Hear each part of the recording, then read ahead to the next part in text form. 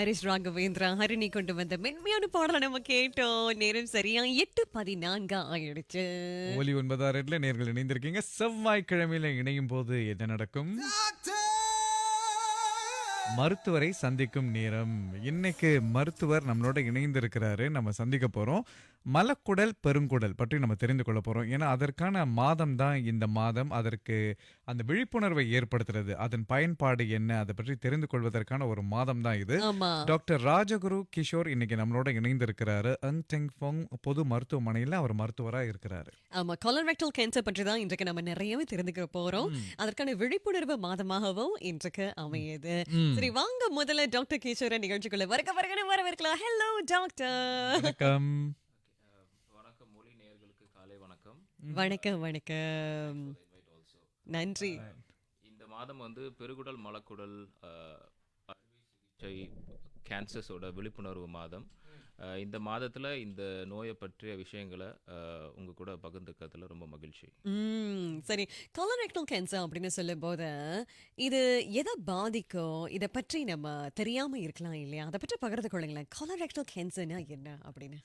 Okay, உடம்புல வந்து நம்ம சாப்பிட்ற சாப்பாடு உணவு குழாய் வழியாக கீழே போயிட்டு இரைப்பையில் டைஜஸ்ட் ஆகிட்டு அதுக்கப்புறமா சிறுகுடலில் வந்து சத்துக்கள் உறிஞ்சப்பட்டு அதுக்கப்புறம் பெருகுடலுக்கு போகுது. ஸோ பெருகுடலோட வேலையே பார்த்தீங்கன்னா தண்ணி நிறைய உறிஞ்சப்பட்டு அப்புறம் மலம் கழிக்கிறதுக்கு ஹெல்ப்ஃபுல்லாக இருக்குது. சரி. ஸோ இந்த பெருகுடலில் வர்ற புற்றுநோய்கள் உலகளாவியத்துலேயும் அதிகம், அதே நேரத்தில் சிங்கப்பூரர்களுக்கும் அதிகம்.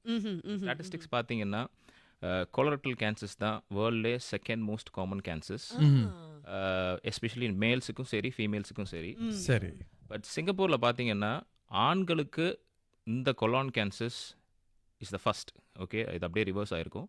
பெண்களுக்கு சிங்கப்பூரில் இருக்க ஸ்டாட்டிஸ்டிக்ஸ் படி after breast cancers colon cancers தான் commonest cancers in this part of the country. சரி. அதனால தான் இதோட விழிப்புணர்வு மக்களுக்கு தேவை. அப்படின்றதுனால தான் ஒவ்வொரு மாதமும் மார்ச் மாதம் வந்து இந்த கேன்சர் அவேர்னஸை உலகளாவியத்தில் எல்லா இடத்துலையும் கண்டக்ட் பண்ணுறாங்க. புரிதல் வேணுன்றதுக்காக. இப்ப இந்த ஒரு கட்டத்துல விழிப்புணர்வு எந்த அளவுக்கு இருக்கு அப்படின்னு நீங்க நினைக்கிறீங்க? ஏன்னா தொழில்நுட்பம் வளர்ந்து வந்திருக்கு. இப்ப எங்க பார்த்தாலும் தகவல்களை நம்மளால பெற முடியும். அத வச்சு எவ்வளவு தூரம் இந்த விழிப்புணர்வு இருக்கு அப்படின்னு நீங்க நினைக்கிறீங்க? அதோட நம்மளுடைய இந்திய சமூகத்துல வந்து இந்த விழிப்புணர்வு எப்படி இருக்கு அதையும் சொல்லிடுங்க. இப்போ இந்த கேள்விக்கு முன்னாடி வந்து ஏன் இதை பத்தி நம்ம இந்த கேன்சரை பத்தி நம்ம தெரிஞ்சுக்கணும் அப்படின்றதுல மற்ற கேன்சரை கம்பேர் பண்ணும்போது இப்போ 20-30 வருஷத்துக்கு முன்னாடி நம்ம பேசணும்னா ஒரு கேன்சர் என்ன, ஐயோ சார் கேன்சர் எனக்கு வந்துடுச்சு, நான் எப்படி ட்ரீட் பண்ண போறேன், அதை பத்தியே பேசிட்டு இருந்தோம். பட் இப்போ பாத்தீங்கன்னா அந்த கேன்சர் எதனால, ஒவ்வொரு நோயை பற்றியும் நமக்கு புரிதல் அதிகமாக அந்த கேன்சர் ஒரு தனி மனிதனுக்கு எப்படி வராம தடுக்கிறது, அதுதான் ரொம்ப முக்கியம். ஸோ அதான் prevention of cancer is very important. So இந்த டிசீஸ் பத்தி நமக்கு ஃபுல்லா தெரிஞ்சதுனால இந்த கொலான் கேன்சர்ஸ் யூஸ்வலாவே ஒரு சின்ன மறுக்கட்டிகள்ல இருந்து ஆரம்பிப்போம். அந்த மறுக்கட்டிகள்ல ஆரம்ப நிலையிலேயே வந்து சின்ன பரிசோதனை பண்ணி அகற்றிட்டா ஒரு தனி மனிதனுக்கு கேன்சர்ஸ் வராம தடுக்க முடியும். அப்படி வராம தடுத்துட்டா இந்த கேன்சர்ஸ் ட்ரீட் பண்ண வேண்டிய அவசியமே கிடையாது. ஸோ அதனால தான் இந்த மாதிரி இந்த கொலான் கேன்சர்ஸ் ரொம்ப தனித்துவமான கேன்சர்ஸ். ஏன்னா இது வந்து 3 விஷயம் நாங்கள் இதை பத்தி பேசுவோம். இந்த கொலான் கேன்சர்ஸ் இஸ் ப்ரிவென்டபிள், ஒரு தனி மனிதனுக்கு வராமல் தடுக்க முடியும். ரெண்டாவது கியூரபிள், ஒரு ஏர்லி ஸ்டேஜில் கண்டுபிடிச்சிட்டுனாக்கா முற்றிலுமாக குணப்படுத்த முடியும். மூணாவது இட்ஸ் ட்ரீட்டபிள்னா சப்போஸ் இல்ல லேட்டர் ஸ்டேஜஸ்ல வந்தாலும் சில சிகிச்சைகள் மூலமா ஒரு தனி மனிதனுடைய வாழ்நாளை நீட்டிக்க முடியும். இந்த 3 விஷயங்கள் மற்ற கேன்சர்ஸுக்கு கிடையாது. அதனாலதான் இந்த கொலான் கேன்சர்ஸ் ஒரு தனித்துவமான கேன்சர்.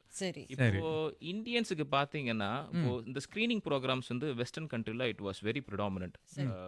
எல்லாத்துக்குமே தெரியும், ஓகே நம்ம இந்த வயசுக்கு ஆயிடுச்சு நம்ம போய் கொலான் கேன்சர்னா ஸ்கிரீனிங் பண்ணிக்குவோம்னு சொல்லிட்டு. இந்த சிங்கப்பூர்ல பாத்தீங்கன்னா ஒரு எஜுகேட்டட் இந்த ஜெனரேஷன் சைனீஸ் பாப்புலேஷனுக்கு அந்த நாலேஜ் இருக்குது.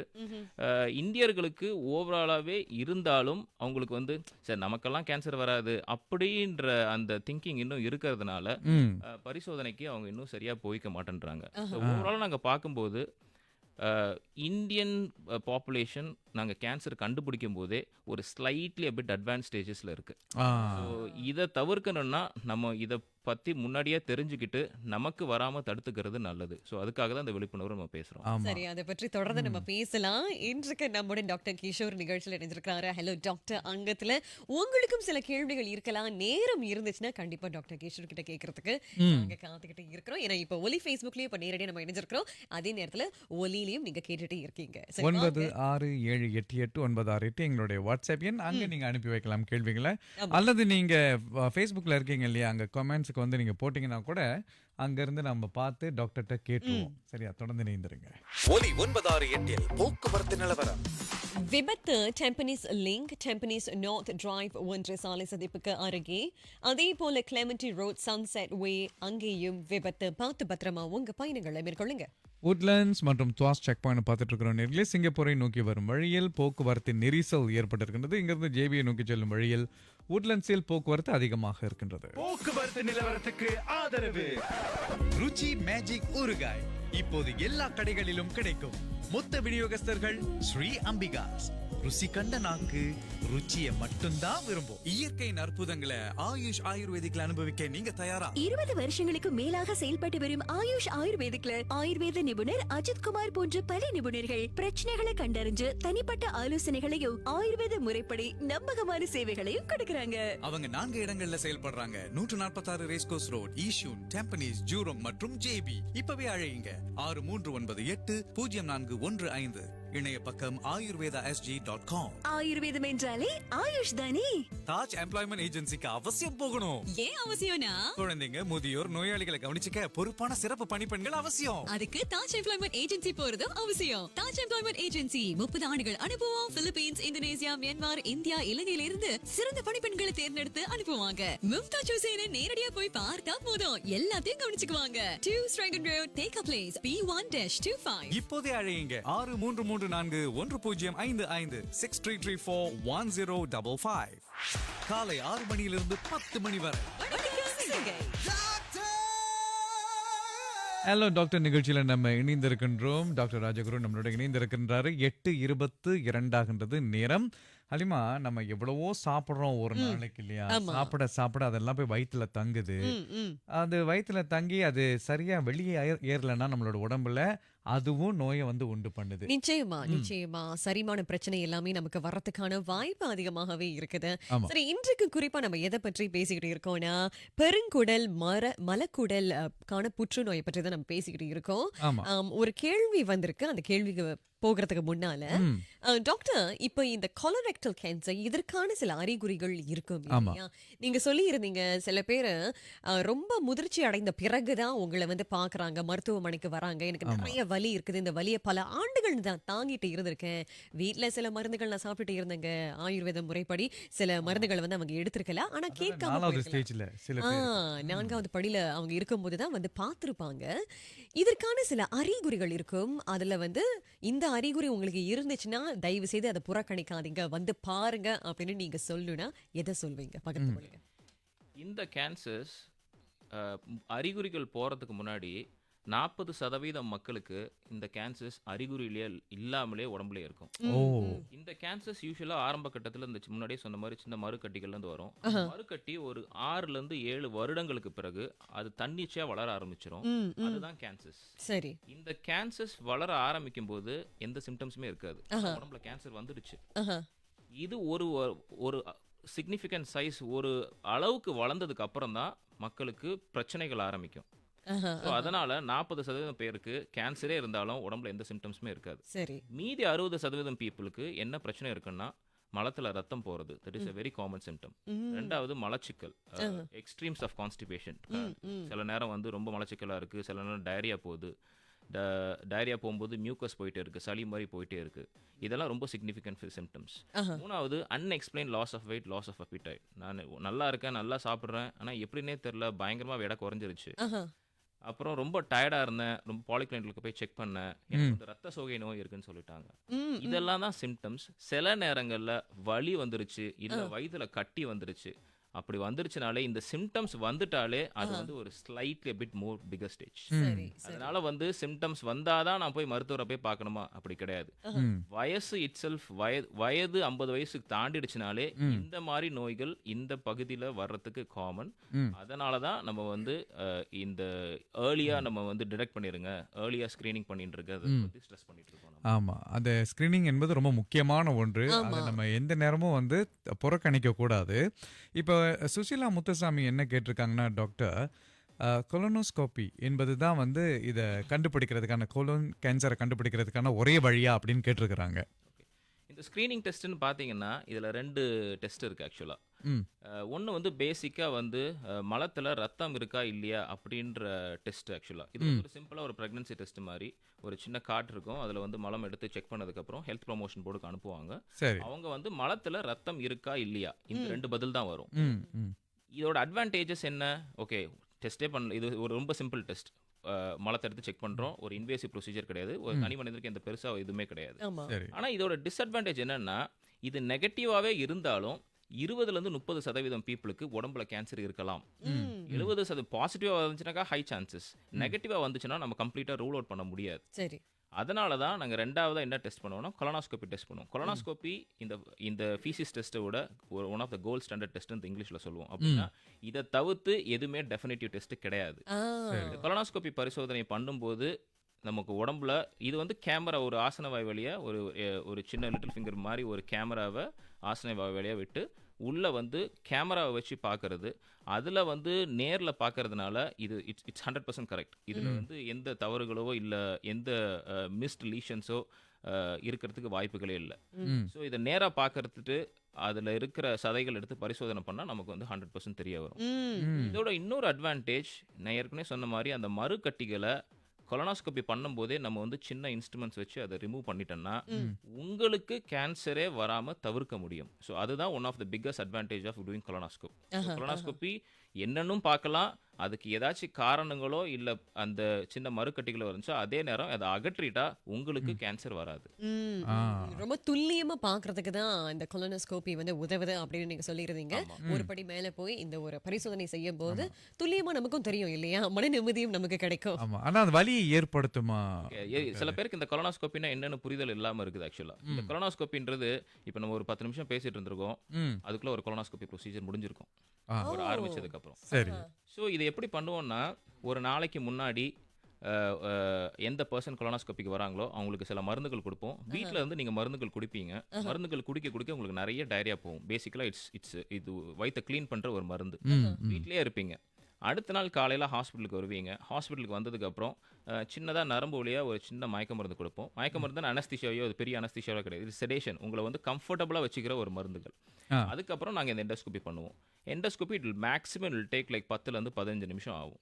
சப்போஸ் அந்த மறுக்கட்டிகள் அகற்ற மாதிரி இருந்துச்சுன்னா மேபி ஒரு எக்ஸ்ட்ரா 5 நிமிஷம் ஆகும். ஓவராலாக ஒரு 20 to 25 நிமிஷத்தில் ஒரு பர்சனுக்கு பரிசோதனையை முடிஞ்சிடும். அதுக்கப்புறம் நாங்கள் வந்து ஒரு 1 hour அப்சர்வ் பண்ணுவோம். அப்சர்வ் பண்ணிட்டு வீட்டுக்கு போகலாம். ஸோ ஓவராலாக ஒரு 2 to 3 மணி நேரம் நீங்கள் ஹாஸ்பிட்டலில் ஸ்பெண்ட் பண்ண வேண்டிய டைம் இருக்கும். இதுதான் வந்து கொலோனாஸ்கோபி. இந்த ப்ரொசீஜர் இவ்வளோ சிம்பிள்னு தெரியாமல் இருக்கிறதுனால சில பேருக்கு ஐயோ எண்டோஸ்கோப் பண்ணுறாங்க, இந்த பிரச்சனை வருமா அந்த பிரச்சனை வருமா. ஓகே, சில ரிஸ்கஸ் இருக்குது. பட் எதுவுமே நாங்கள் என்னோட பேஷண்ட் சொல்கிறது nothing is 100% safe in medicine. But இப்போ இருக்கிற காலகட்டத்தில் எல்லா மருத்துவங்களும் they are properly trained, they are completely safe to do it. So அதனால் சின்ன சின்ன விஷயங்கள் இந்த மாதிரி உங்களுக்கு வராமல் தவிர்க்கறதுக்கு இந்த மாதிரி ப்ரொசீஜர்ஸ் இருக்கும்போது இதை ஏன் நம்ம பண்ணாமல் இருக்கிறோம், அது இன்னும் கேள்வியாகவே இருக்குது இன்னும் இந்த மாதிரி வளர்ந்த நாடுகளில் கூட. சரி டாக்டர், இப்போ மலக்குடலை சுத்தமாக வைத்து கொள்றதுன்னா நம்ம சாப்பிட்ற சாப்பாடை வந்து வெளியேற்றணும். இதுக்கு என்ன சிறப்பான வழியாக இருக்க முடியும்? என்ன செய்யணும் ஒருத்தர்? இந்த கொலான் கேன்சர்ஸ்ன்றது ஒரு லைஃப் ஸ்டைல் டிசீஸ்ன்னு சொல்லுவோம். நம்ம என்ன சாப்பிட்றோமோ அதை பொறுத்து தான் கேன்சர்ஸ் வரதுக்கான வாய்ப்புகள். ஸோ பேசிக்கலாக நம்ம வந்து இந்த குடலை சுத்தமாக வச்சுக்கணும். ஆமாம். இதுக்கு என்ன பண்ணணும்னாக்கா பேசிக்கலாக டயட்டு. இந்த டயட்டில் பார்க்கும்போது எவ்வளவுக்கு எவ்வளோ நம்ம நார் சத்து நிறைய எடுத்துக்கிறோமோ அவ்வளவுக்கு அவ்வளவு நம்ம குடல் வந்து நிறைய வேலை செய்ய வேண்டிய அவசியம் இல்லை. அந்த குடல் இந்த நார் சத்தை ஈஸியாக புஷ் அவுட் பண்ணிடும். ஸோ நீங்கள் சாப்பிட்ற சாப்பாட்டில் majority has to be fibers. Okay, green leafy vegetables. Okay, நார் சத்து இருக்கிற பொருட்களை சாப்பிடுங்க. கார்போஹைட்ரேட் சாப்பிடும்போது முழு தானியங்கள் சாப்பிட்றது நல்லது. பாலிஷ்டு ரைஸ் இல்லாமல் இந்த ப்ரௌன் ரைஸ் மாதிரி சாப்பிட்டா அந்த ப்ரௌன் ரைஸ்லேயே கொஞ்சம் ஃபைபர்ஸ் இருக்கும். That helps to move it. Protein சாப்பிட்றது நல்லது. சிக்கன், ஃபிஷ் எல்லாமே பெஸ்ட்டு. ப்ராசஸ்டு ஃபுட்டை டெஃபினட்டாக அவாய்ட் பண்ணுங்க. ஏன்னா ப்ராசஸ் ஃபுட்டில் தான் வாழ்நாள் இன்க்ரீஸ் பண்ணுறதுக்காக கெமிக்கல்ஸ் ஆட் பண்ணுறாங்க. That itself is dangerous to the பெருகுடலுக்கு பேசிக்கலாம். தண்ணி நிறைய குடிக்கணும். இது வெரி இம்பார்ட்டன்ட். ஓகே, ஒரு 60 கிலோகிராம் இருக்கிற ஒரு ஆணோ பெண்ணோ அட்லீஸ்ட் 2 லிட்டர் ஆஃப் தண்ணி குடிக்கிறது. ஸோ 30 ml per கிலோகிராம்ன்ற கணக்கு. ஸோ அவ்வளோ தண்ணி குடிக்கணும். தண்ணி நிறைய இருக்குது, ஃபைபர்ஸ் நிறைய இருக்குது அப்படின்னா இன்டெஸ்டைன்ஸ் ரொம்ப பெருசாக ஃபங்க்ஷன் பண்ண வேண்டிய அவசியம் கிடையாது. ஈஸியாக மோஷன் பாஸ் பண்ணலாம். So on top of it extremes of sugars and salt avoid பண்ணுங்க. ஸ்மோக்கிங், ஆல்கஹால் இது டெஃபினட்டாக கட் டவுன் பண்ணணும். அதுக்கப்புறம் ப்ராப்பரான நிம்மதியான உறக்கம், ஸ்ட்ரெஸ் இல்லாமல் இருக்கிறது. ஓகே, இதெல்லாமே மல்டிபிள் ஃபேக்டர்ஸ். இந்த எல்லா ஃபேக்டர்ஸையும் நம்ம வந்து டிக் பண்ணும்போது தான் ஃபைனலாக ஓகே நம்ம குடல் வந்து நமக்கு ஒத்துழைக்கும், நம்மளை நல்லா வச்சுக்கும். ரொம்ப அழகா இன்றைக்கு சொல்லி இருந்தாரு. பயனுள்ள தகவல்கள் உங்களுக்கு கிடைச்சிக்கிட்டு இருக்கு. ஹலோ டாக்டர் ஆங்குதுல இன்றைக்கு டாக்டர் கிஷோர் நம்மோட நிகழ்ச்சியில் இணைஞ்சிருக்காரு. கலோரெக்டல் கேன்சர் பற்றி தான் நம்ம பேசிக்கிட்டு இருக்கோம். உங்களுக்கும் சில கேள்விகள் இருந்துச்சுன்னா அதை நீங்க அனுப்பி வைக்கலாங்க. தொடர்ந்து வானொலி பக்கமா இணைஞ்சிருங்க. நேரம் சரியா 8:30 ஆகுது. இந்த நேர அறிவிப்புக்கு ஆதரவு அனார்கலி அரிசிகளின் மொத்த விற்பனையாளர் Syed Mohammed traders Singapore private limited. Anarkali உணவுப் பொருட்கள் உங்கள் வீடு தேடி வர www.anarkali.com.sg இல் ஆர்டர் செய்யுங்கள். இலவச டோர் டெலிவரி மட்டுமல்ல, வியப்பூட்டும் பரிசுகளும் உண்டு. 968 ஒலி 968 ஒலி 968 கேட்டாலே பரவசம். 968 ஒலி 968 968 கேட்டாலே பரவசம். 968 ஒலி 968 968 கேட்டாலே பரவசம். வணக்கம், நீங்கள் கேட்டுக்கொண்டிருப்பது மீடியாகாம் ஒலி 9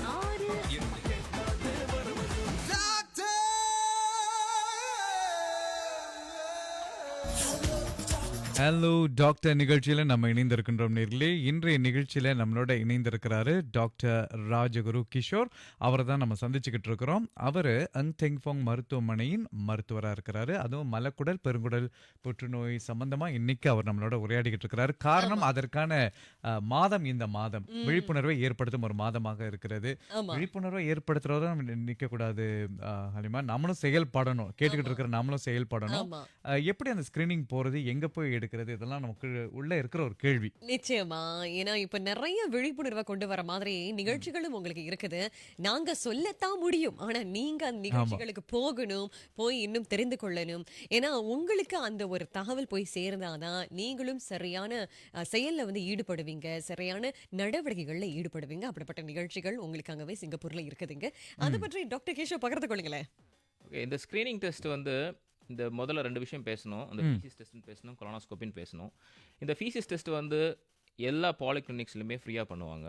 அதே நேரம் பல இடத்துல பார்த்தோன்னாக்கா இந்த ஹெல்த் ப்ரொமோஷன் போர்டு, இந்த ரோட் ஆன் ட்ராக், ஓகே, சின்ன சின்ன இந்த ரோட் ஷோஸ் வச்சு அவங்களுக்கு உங்களோட ஐசி நம்பர் வச்சுட்டு அந்த ஃபீசிஸ் டெஸ்ட்டை கலெக்ட் பண்ணுவாங்க. சரி, இது வந்து இது நீங்கள் அமிச்சதுக்கு அப்புறம் அந்த ஹெல்த் ப்ரொமோஷன் போர்டு உங்களுக்கு ரிப்ளை பண்ணும். ஓகே, உங்களுக்கு நெகட்டிவாக இருக்கா, பாசிட்டிவாக இருக்கா. பாசிட்டிவாக இருந்துச்சுன்னாக்கா ஆட்டோமேட்டிக்காக உங்களுக்கு பக்கத்தில் இருக்க பாலிகிளினிக்கு அவங்களே ஒரு அப்பாயின்மெண்ட் புக் பண்ணி கொடுத்துருவாங்க. நீங்கள் போய் பாருங்க, உங்களுக்கு பிரச்சனை இருக்குன்னு சொல்லிட்டு. இது வந்து அந்த ஃபீசிஸ் டெஸ்ட். ரெண்டாவது கொலோனாஸ்கோபி பரிசோதனை. கொலோனாஸ்கோபி பரிசோதனை யூஸ்வலாக மருத்துவமனைகளில் மட்டும்தான் நடக்கும். நீங்கள் வந்து 50 வயசுக்கு மேலே ஆயிடுச்சு அப்படின்னாக்கா நீங்கள் வந்து பக்கத்தில் இருக்க பாலிகிளினிக் போயிட்டு, இல்லை சார் எனக்கு கொலோனாஸ்கோபி பரிசோதனை பண்ணிக்கணும்னு ஆசை இருக்குது அப்படின்னு தெரிஞ்சுக்கிட்டீங்கன்னாக்கா அவங்க பாலிகிளினிக் வந்து இந்த மாதிரி ஸ்பெஷலிஸ்ட் டாக்டர்ஸுக்கு ரெஃபர் பண்ணுவாங்க. பட் இங்கே என்யூஹெச்எஸில் நாங்கள் என்ன பண்ணுறோம்னாக்கா, எங்கள் என்யூஹெச்எஸில் அட்டாச் பண்ணியிருக்க பாலிகிளினிக்ஸ், ஜுராங் பாலிகிளினிக்ஸ், புக்கிட் பட்டாக், சோச்சுக்காங்கில் நீங்கள் இதுக்காக மருத்துவரை வந்து பார்க்க தேவையில்லை. அவங்களே மருந்துகள் எல்லாமே கொடுத்து ப்ரிப்பரேஷன்ஸ் எல்லாமே கொடுத்துட்டு நீங்கள் டைரெக்டாக ப்ரொசீஜருக்கு வந்தால் போதும். அந்த மாதிரி செயல்படுத்துகிறோம். இந்த screening colonoscopy government as per government இதுபடி முற்றிலும் இலவசம். இந்த கொலோனாஸ்கோபி ப்ரொசீஜர் யூஸ்வலாகவே $1,000 to $1,500 சிங்கப்பூர் டாலர்ஸ் ஓவராலாக. பட் ஸ்க்ரீனிங்காக நீங்கள் எனக்கு எந்த பிரச்சனையுமே இல்லை, நான் ஸ்க்ரீனிங்காக வரேன், நான் ஏன் காசு செலவு பண்ணணும். ஸோ இதுக்காக கவர்மெண்ட் கம்ப்ளீட்டாக சிங்கப்பூரர்களுக்கு உங்களுக்கு முற்றிலுமாக இலவசமாக பண்ணுறாங்க. ஸோ நீங்கள் பாலிகிளினிக்ஸ் போய்ட்டு ரெஃபரல் வாங்கிட்டா போதும். நீங்கள் எதுவுமே கையில் இருந்து பே பண்ண வேண்டிய அவசியம் இல்லை. Majority will be claimed by your Medisave and MediShield. இதுவே வந்து நிரந்தரவாசிகளா இருந்துச்சுனாக்கா they may need to pay maybe 10 to 15% chances. ஒரு $200 $250 வரைக்கும் நீங்க பே பண்ணணும். இது வந்து screening ப்ரொசீஜர்ஸ்க்காக.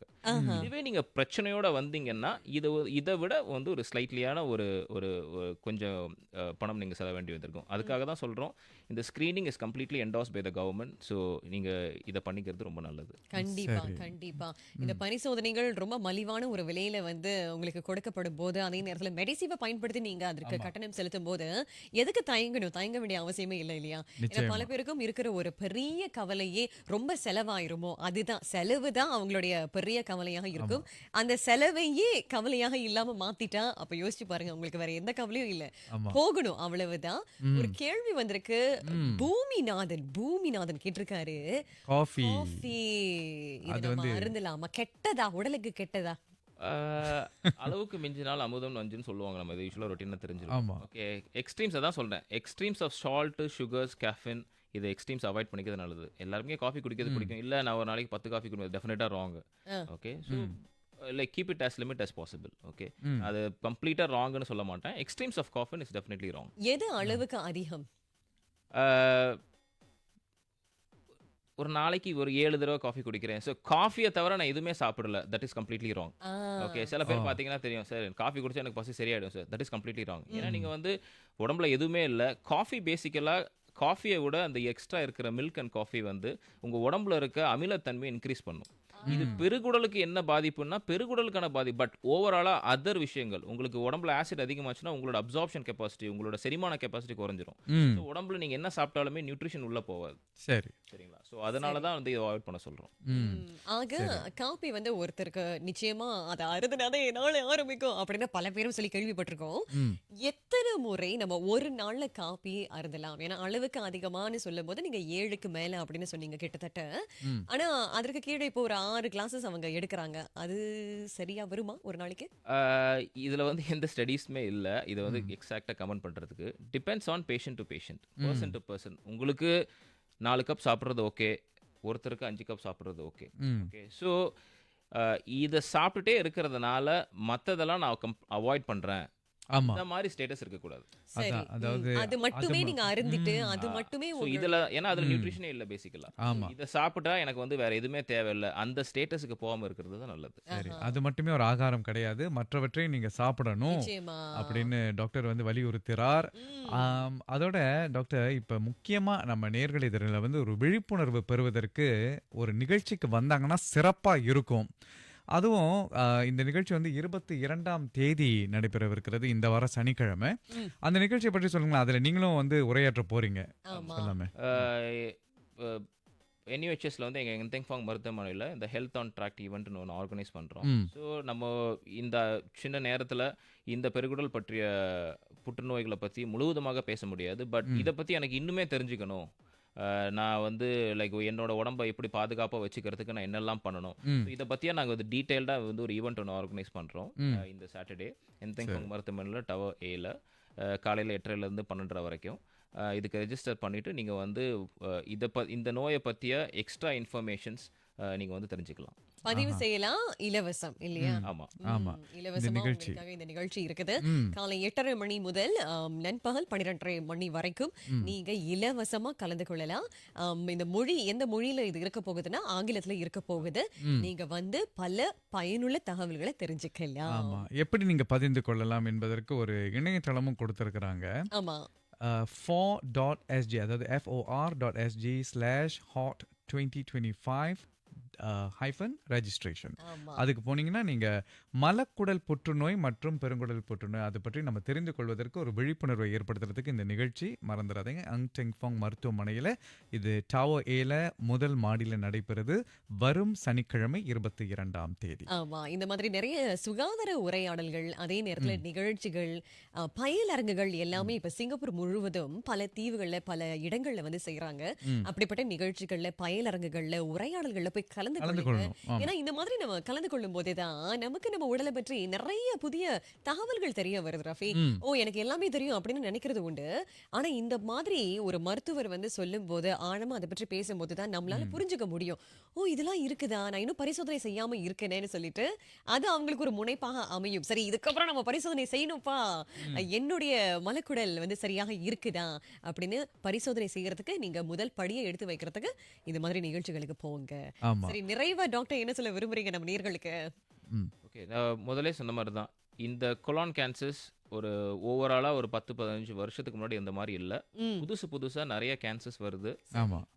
In fact it was affecting younger generation. முன்னாடியெல்லாம் கேன்சர்ஸ்னாலே 60 வயசு 70 வயசுக்கு மேலே தான் இருக்கும் அப்படின்ற நிலைமை தாண்டி இப்போ வந்து 40 வயசுலேருந்தே கேன்சர் ஆரம்பிச்சிருச்சு. அதனால தான் அந்த வெஸ்டர்ன் வேர்ல்டில் இப்போ நம்ம சிங்கப்பூரில் பொறுத்த வரைக்கும் நான் சொன்னேன் 50 வயசுக்கு மேலே போய் பரிசோதனை பண்ணிக்குவாங்கன்னு. வெஸ்டர்ன் வேர்ல்டில் இட் ஹஸ் சேஞ்ச். 45 வயசில் போய் பரிசோதனை பண்ணிங்க அப்படின்னா இந்த மக்களுக்கு இந்த பிரச்சனைகள் வர்றது கொஞ்சம் ரொம்ப ஏர்லியாகவே கண்டுபிடிச்சிட்டனாக்கா அவங்கள க்யூர் பண்ணிடலாம் அப்படின்றதுக்காக இந்த வயசு இஸ் வெரி இம்பார்ட்டன்ட். ஏற்கனவே சொன்ன மாதிரி healthy diet is very important. ஆரம்ப நிலையிலேயே இந்த மாதிரி புற்றுநோய்களை எஸ்பெஷலி கொலான் கேன்சர்ஸை கண்டுபிடிச்சுன்னா முற்றிலும் க்யூர் பண்ண முடியும். சிம்டம்ஸ் இருந்தால் 6 வாரம், ஏற்கனவே சொன்ன சிம்டம்ஸில் 6 வாரங்களுக்கு மேலே எனக்கு வந்து சரியாகலை அப்படின்னாக்கா நியர்பை மருத்துவரை போய் பார்க்குறது ரொம்ப நல்லது. ஆமா, எப்போதுமே எனக்கு வராது அப்படின்னு நீங்க உங்களுக்கே சொல்லிக்க கூடாது. உங்க குடும்பத்துல யாருக்கும் இல்லாம இருக்கலாம். டாக்டர் சொன்ன மாதிரி இப்ப புதுசா இதெல்லாமோ வருது. ஆமா. சரியா? நீங்க அதுல வந்து மாட்டிக்கொள்ளாம இருக்கணும்னா அதுக்கான விழிப்புணர்வு உங்க குடும்பத்துக்கு நீங்க ஏற்படுத்தணும். இப்ப நிகழ்ச்சியை கேட்டுட்டு இருக்கிறீங்க, நிச்சயமா. மறுபடியும் போய் நீங்க பார்க்கலாம். அது மட்டும் இல்லாம வர சனிக்கிழமை நிகழ்ச்சியில போய் நீங்க கலந்து கொள்ளலாம். ஆமா, வருமுன் காப்போம், அதுதான் நாங்க சொல்ல போறோம். நன்றி டாக்டர் கிஷோர். இன்றைக்கு பயனுள்ள நிறைய தகவல்களை நம்ம நேரோட பகிர்ந்து கொண்டீங்க. மீண்டும் வாய்ப்பு இருந்தால் சந்திப்போம். Hello doctor ஆகத்துல. ஓகே, நன்றி. உங்களை எல்லாம் மீட் பண்ணுறதுல ரொம்ப சந்தோஷம். நன்றி. ஆக இன்னைக்கு வந்து நல்ல ஒரு விழிப்புணர்வை நம்ம ஏற்படுத்தி கொடுத்தாரு டாக்டர். அவருக்கு நம்ம நன்றியை தெரிவித்துக் கொள்வோம். எனவே உங்களுக்கு தகவல் வேணும் அப்படின்னு நினைச்சீங்கன்னா எங்களோட நிகழ்ச்சியை மறுபடியும் பாருங்க. Facebookல இருக்கு, அங்க போய் நீங்க பார்க்கலாம். ஒலி 968 போக்குவரத்து நிலவரம். விபத்து Tampines link Tampines north drive 1 சாலை சந்திப்புக்கு அருகே, அதே போல கிளெமெண்ட்